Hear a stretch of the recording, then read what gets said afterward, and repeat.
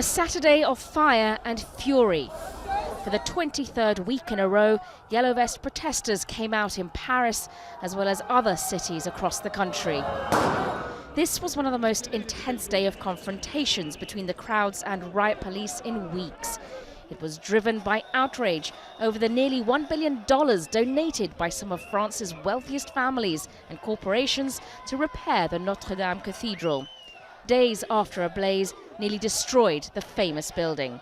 But the message here: France has bigger problems to solve. It's about decency. All these donations could help French people, but it's so short-sighted. Instead, all this money is going to save those old pebbles and stones. It's not right. Something's not right.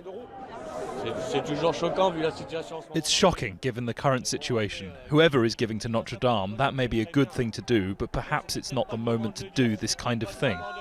The inclusion of anarchist groups such as Black Bloc have led authorities to place Paris and other major cities on a state of high alert. Throughout the day, protesters lit fires on blocked-off streets, destroying vehicles parked in the vicinity. Others attempted to break into buildings. Police responded by firing tear gas at the crowds and using water cannon to disperse them. If the government had hoped that protesters would take a break over this holiday weekend, it was not the case.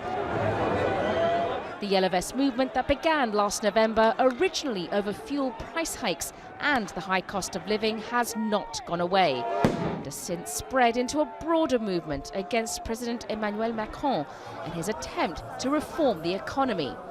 Macron is expected to announce a series of measures in the coming week that includes tax cuts for poor households.